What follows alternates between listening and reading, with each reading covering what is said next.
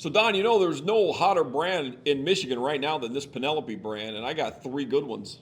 And wait till you find out how they finish one of these releases. Stay tuned.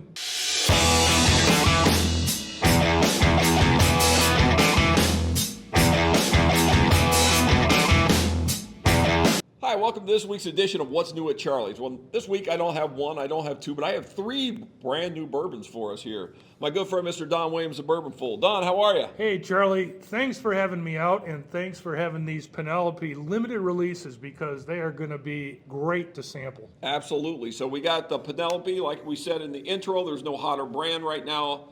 I know maybe if you're not watching from Michigan, maybe Kentucky. We've seen this in Kentucky for a while. Right. But it just hit Michigan. So we're kind of getting some of these limited releases kind of dropped all at once. So I've got 1, 2, 3, kind of bam, bam, bam. We got the Rosé cask, the Tokaji cask, and the Rio.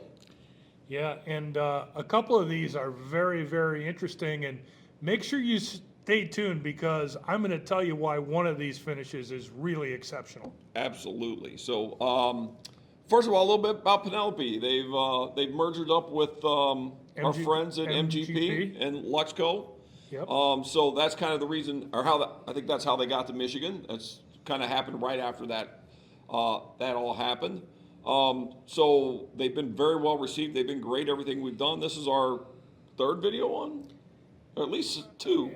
I think it's maybe our 3rd by now. I think it is our 3rd. Yeah. So it's our 3rd one. We had the special edition release. So these are called the Cooper series, right? Right. And, as soon as I heard the Cooper series, I assumed that based on Barrel finishing. Correct. Cooperage, that kind of thing. Yeah. Except I found out that the owner's son is named Cooper.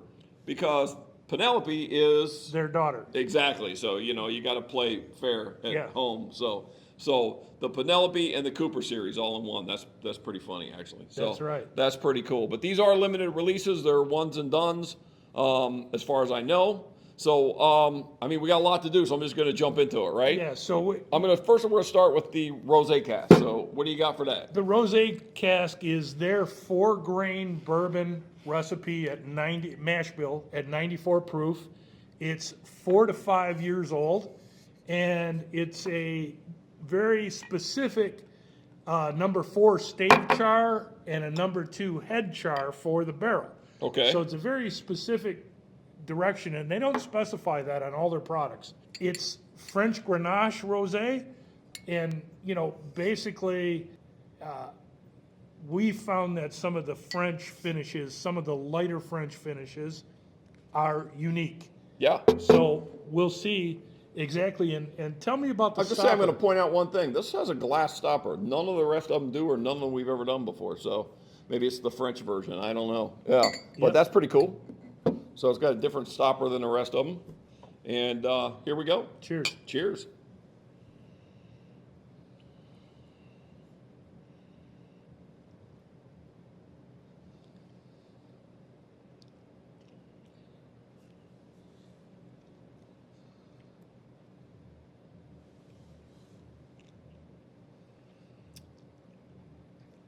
So the Rosé immediately gives it a dry mouthfeel. Yeah. Okay, immediately. But there's a lot of fruit. Yeah.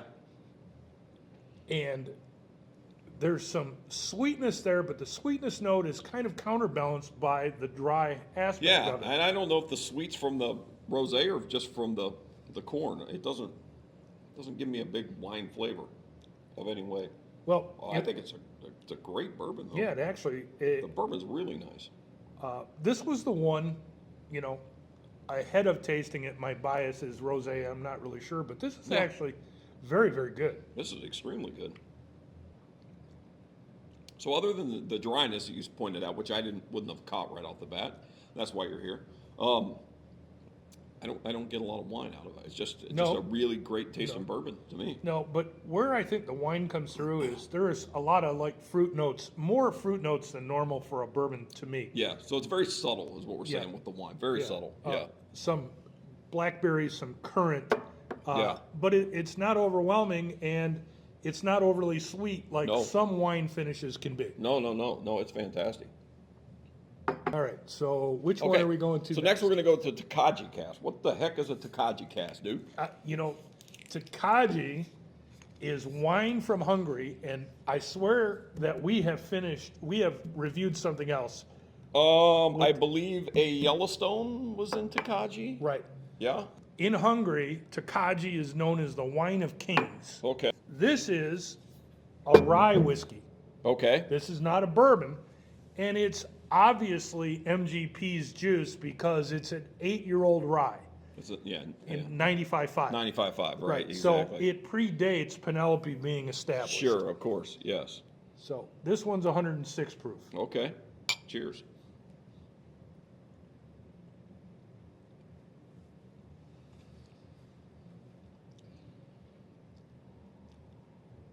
Now this is much more wine forward to me. Yes, you can taste the wine. And, Even though I'm not really sure what Tokaji wines taste like, well, yeah, we're gonna have to get a bottle of that. but you can spot frankincense Sure. in a heartbeat. Oh In a yeah, I know heartbeat. that. Well, everyone knows that. So this is the second time they've released the Tokaji finish. Yeah. The first time they released it, it was 6-year-old rye whiskey. This is 8-year-old rye whiskey. Wow. Okay. All right. So it was probably 2 years ago when they released that. Yeah, roughly, and basically they kept this at the same price point. Wow. You That's know, nice. for a couple years older. Yeah. Yeah. But again, this one is much more wine forward, Yep. sweeter, doesn't give me that dry finish. Yeah. Still got the rye spice, but it does balance a little bit with the sweetness of the wine. So, but it's still there. Yeah. Completely different from the first one. Yeah, and the rye whiskey, the rye on the finish, you know, you get that spice note. Mm-hmm. It's a little bit warm because it's 106. Yeah. All in all, of the two so far, this I lean towards this one a little bit. Okay. I really Well, like, but I like high proof stuff. I like the first one better. So that's you're my yin to my yang. There you go. And so you know, hey, what does the great Freddie Johnson always say? Is you drink what you like. Yeah. You Absolutely. know, everybody has a different palate. Everyone has a It- different. Yeah, you know. people come to Charlie's all the time and they ask me what I drink or what they should drink. I always say, what do you like? It doesn't matter what I like; it matters what you like. So yeah, we go from there. But like I said, completely two different worlds. Obviously, you're doing a rye and a bourbon side by side. It's just, but both fantastic. I mean, it's got, for what it is, it balances nicely. And if you remember Penelope, the Penelope brand, became known because they were like master blenders. Yeah. And they have a eye for pulling these kind of finishes together. Got the big dog. And this is the one that I wanted everybody to hang around for. I am so excited about this one. Now we dropped back down in proof to 98 proof, but this one is finished in American honey barrels, Yeah. and then my favorite, Brazilian oak or Amburana. Right. Yes. So, this is going to be the first Amburana really we've tried since the RD1 RD1 issue. stuff. Exactly. But what I love about the honey Amburana finish is this bourbon was aged for almost 2 years in the secondary maturation. Wow. That's Wow. a long time. That is a lot. So 2 years between the two of them, or It doesn't break it down. I Okay. would assume that I would think the honey wouldn't take long, right? Yeah. A total of 2 years between the Amburana and their new Amburana barrels, so they're not used. So Okay. you're going to get the total impact Yeah. of that. And the other thing is, this is their 4-grain bourbon recipe again, Okay. but it's a blend of 3 different mash bills, Okay. 4-grain mash bills, Uh-huh. in the 4 to 6-year-old range. Okay. All right. Well, this is the one with the most buzz. Everybody's talking about Rio. I've heard a lot about it. People were asking for it before it got here. So here we are. Wow. It's just a whole different aroma right off the bat, man. And again, that's that Amburana finish. Yep. Mm-hmm.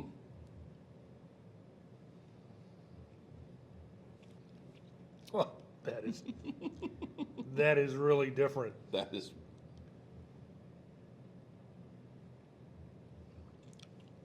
I expected the Amburana, which gives a cinnamon type Yep. spice to it, to overwhelm. But I'm getting loads of honey. I was just going to say, they did a nice job of bringing all of it out. You get the honey, you get the cinnamon, you get the bourbon. It's all there. That is really unique. And now I can understand why there's buzz for this. Oh yeah, I see why there's buzz too. Oh yeah. Wow.